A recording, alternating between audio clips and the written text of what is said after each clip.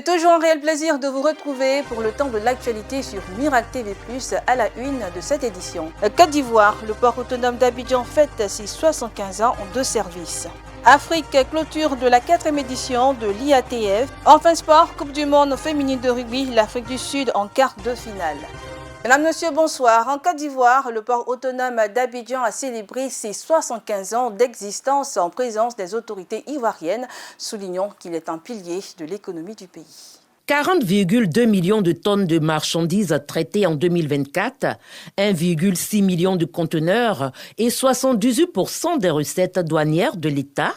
Le port autonome d'Abidjan est plus que jamais le moteur de l'économie ivoirienne. À l'occasion de ses 75 ans, célébré sur 2 jours, le port autonome d'Abidjan confirme sa place de hub stratégique en Afrique de l'Ouest. Après un état des lieux, son directeur général s'est dit satisfait des avancées et confiant quant aux perspectives. En 2024, le port d'Abidjan a traité 40 200 000 tonnes, soit une croissance de 16%. Et traiter un trafic conteneur de 1 600 000 conteneurs, soit une croissance de 30%. Et les statistiques à mi-parcours 2025 sont rassurantes. Les défis majeurs restent à relever pour conforter notre position et renforcer notre situation concurrentielle en tant qu'un port sur la façade atlantique de l'Afrique. Les travailleurs du port et les acteurs portuaires sont déterminés à poursuivre l'œuvre d'édification d'un port moderne et compétitif au bénéfice de l'économie de la Côte d'Ivoire et de la sous-région. Le port autonome d'Abidjan est aujourd'hui connecté au reste du monde, en témoignent les partenaires.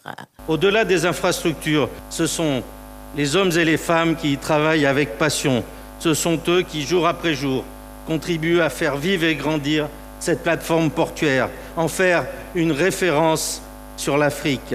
Sous l'égide du président Alassane Ouattara, nous participons à la construction d'une nation plus résiliente et tournée vers l'avenir. Ces résultats s'expliquent par plus de 1 milliard à 100 millions de francs CFA investis depuis 2013. Le ministre des Transports a insisté sur la modernisation et la digitalisation clé de la compétitivité future du port.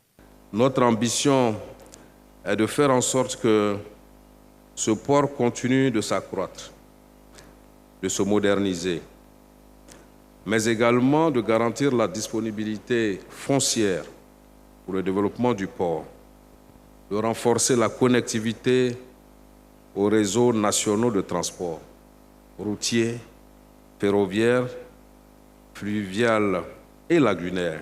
La célébration officielle, placée sous le haut patronage du président Alassane Ouattara et présidée par le Premier ministre Robert Begré-Mambé, a été l'occasion de réaffirmer le soutien de l'État et de saluer la vision qui guide la transformation du port depuis plus d'une décennie. Force est de reconnaître que si nous avons de telles performances, c'est grâce au leadership et à la vision éclairée du président de la République, le président Alassane Ouattara.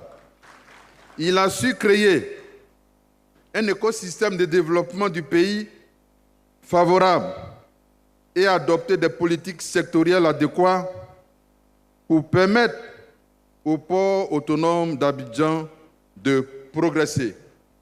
Ces décisions d'investissement ont drastiquement changé la trajectoire de compétitivité et de développement du port autonome d'Abidjan, mais aussi celui de San Pedro. En effet, nous devons voir plus grand pour le port autonome d'Abidjan.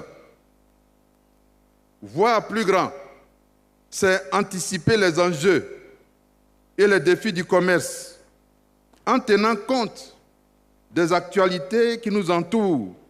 C'est pourquoi, sur instruction de M. le Président de la République, nous avons demandé à M. le ministre de la Construction de protéger les réserves foncières de l'île Boulé en préservant l'intérêt de nos parents pour les 30 années à venir, afin que nos enfants découvrent la qualité de notre capacité d'anticipation et de vision, parce qu'ils vont trouver un autre Abidjan à l'île Boulé. 75 ans de vision et d'audace, le port autonome d'Abidjan se projette vers l'avenir avec l'ambition de rester un hub maritime incontournable à l'échelle mondiale.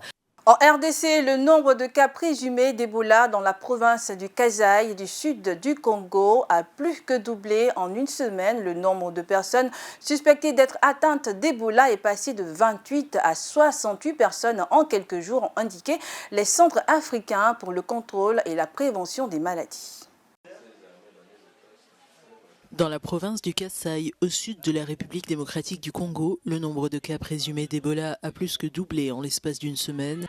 Depuis la confirmation d'une nouvelle flambée épidémique, a indiqué jeudi l'Agence africaine de santé publique. Les cas suspects sont passés de 28 à 68 et l'infection s'étend désormais à 4 districts. 16 décès ont déjà été recensés. L'épidémie a été déclarée la semaine dernière après la confirmation d'une infection chez une femme enceinte dans la localité de Boulapé.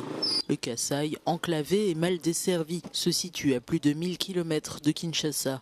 La proximité des villages favorise la propagation de cette maladie tandis que l'insécurité persistante à l'est du Congo entrave les efforts de confinement. L'OMS et les équipes congolaises d'urgence sont mobilisées pour contenir la propagation. À Chikapa, capitale provinciale, les déplacements sont restreints et des points de contrôle ont été mis en place pour offrir des soins et renforcer la surveillance et la prévention des infections. En Afrique, la foire commerciale intra-africaine s'est achevée à Alger sur une note historique. Organisée par Afreximbank, la Commission de l'Union africaine et la ZLECAf, l'édition de cette année a enregistré 48,3 milliards de dollars d'accords de commerce et d'investissement, dépassant largement l'objectif initial fixé à 44 milliards de dollars. La 4e édition de la foire commerciale intra-africaine IATF 2025 ferme ses portes avec un bilan qui surpasse toutes les attentes. L'événement, selon les chiffres officiels, a généré 48,3 milliards de dollars d'accords, accueilli plus de 2100 exposants et attiré 112 000 participants de 132 pays, sans compter la présence exceptionnelle de 20 chefs d'État. Ces chiffres font de cette édition la plus importante et la plus influente depuis le lancement de la foire en 2018. Pour Olusegun Obasanjo, président du conseil consultatif de l'IATF et ancien président du Nigeria, ce rendez-vous algérien représente un tournant dans l'histoire de la foire. Ladies and gentlemen, we are seeing deals forged.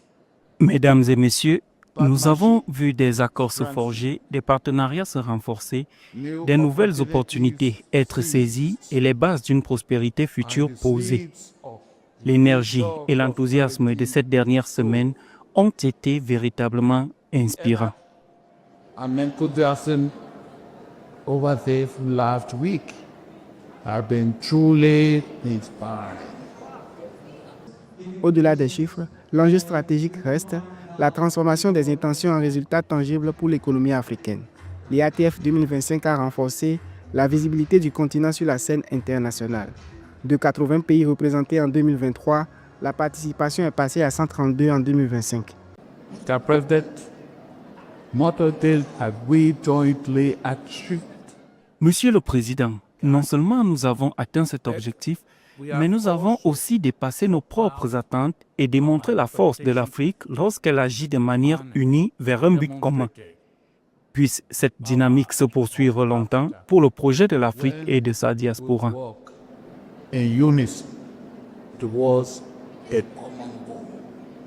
L'on enregistre en outre 11,4 milliards de dollars de contrats et une mobilisation populaire exceptionnelle pour cette édition de l'IATF, ce qui en fait l'un des moteurs visibles de l'intégration économique africaine.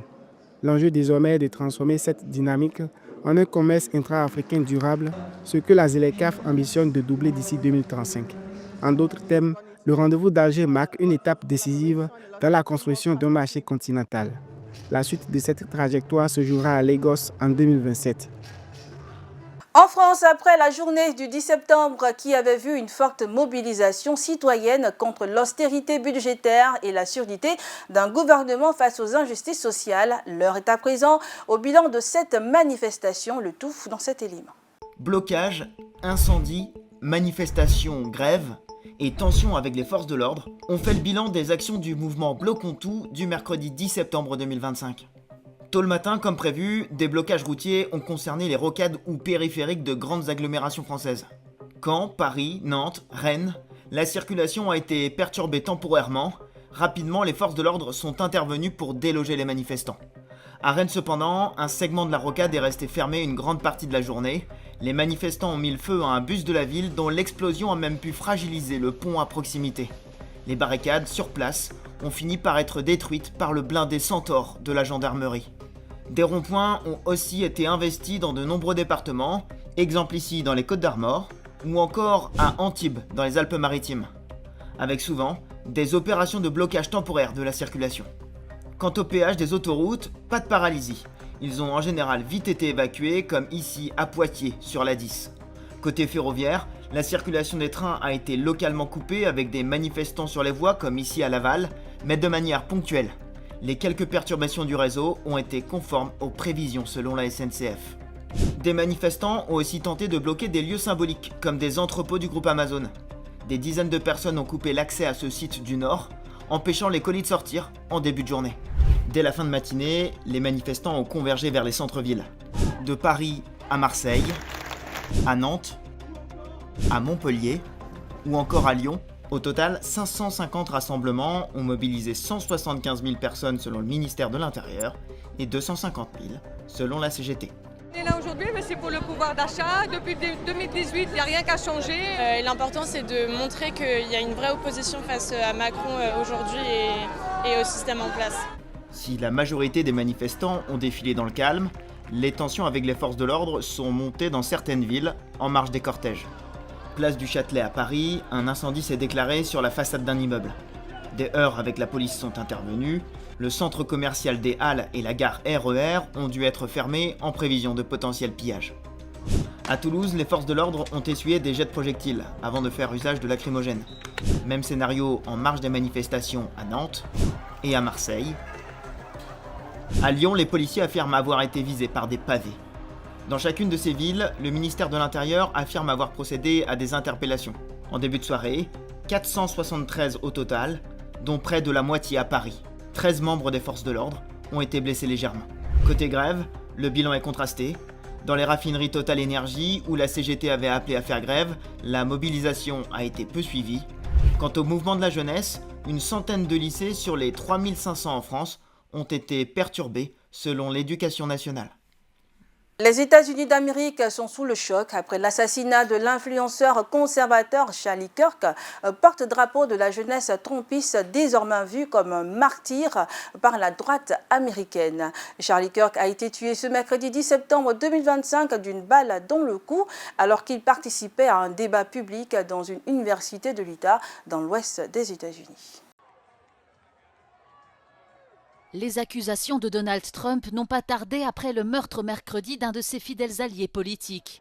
Le podcasteur conservateur Charlie Kirk, porte-drapeau de la jeunesse pro-Trump, a été tué par balle lors d'une réunion publique dans une université de l'Utah. Les recherches sont toujours en cours pour trouver le tireur dont les motivations restent pour l'heure inconnues.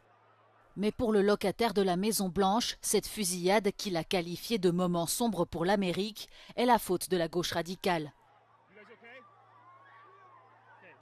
On campuses nationwide, he championed his ideas with courage, logic, humor, and grace. It's a long past time for all Americans and the media to confront the fact that violence and murder are the tragic consequence of demonizing those with whom you disagree day after day, year after year, in the most hateful and despicable way possible. For years, those on the radical left have compared wonderful Americans like Charlie to Nazis and the world's worst mass murderers and criminals. This kind of rhetoric is directly responsible for the terrorism that we're seeing in our country today, and it must stop right now. Charlie Kirk et Donald Trump entretenaient une relation étroite. Les positions du trentenaire proche de l'extrême droite, pourtant très clivantes, et ses diatribes contre la gauche qui aurait tué l'Amérique ont été cruciales pour rallier le soutien d'une nouvelle génération vers le milliardaire. Dans ses podcasts, il racontait s'être rendu à la Maison-Blanche plus d'une centaine de fois pendant le premier mandat de Donald Trump. Peu après l'annonce de sa mort, le président américain a ordonné la mise en berne des drapeaux en hommage à celui qui avait été un rouage important de sa dernière campagne présidentielle. Nous sommes à présent sport où nous parlons de la Coupe du monde féminine de rugby. Malgré une défaite face à la France le dimanche 7 septembre, l'Afrique du Sud s'est qualifiée pour les quarts de finale de la Coupe du monde féminine de rugby. Notons que c'est la seule nation africaine encore en lice à ce stade de la compétition. L'Afrique du Sud a obtenu une qualification historique pour les quarts de finale de la Coupe du monde féminine de rugby qui se déroule en Angleterre jusqu'au 27 septembre. Malgré une défaite face à la France lors du dernier match de la phase de poule, les Springboks ont décroché leur ticket en battant l'Italie 29-24. Actuellement 12e au classement mondial, elles défieront la Nouvelle-Zélande, l'un des grands favoris du tournoi. Les rencontres de quart de finale auront lieu ce week-end les 13 et 14 septembre. Samedi à Sandy Park Dexter, la Nouvelle-Zélande affronte l'Afrique du Sud, suivi par le match entre le Canada et l'Australie à Ashton Gate de Bristol. Dimanche, la France reçoit l'Irlande à Sandy Park, tandis que l'Angleterre, pays organisateur, joue l'Écosse à Ashton Gate. Demandez et l'on vous donnera, cherchez et vous trouverez, frappez et l'on vous ouvrira. Car quiconque demande reçoit, celui qui cherche trouve, et l'on ouvre à celui qui frappe. Matthieu 7, les versets 7 à 8. C'est avec ces versets que je vous souhaite un bon week-end sur Miracle TV+, la télé qui transforme.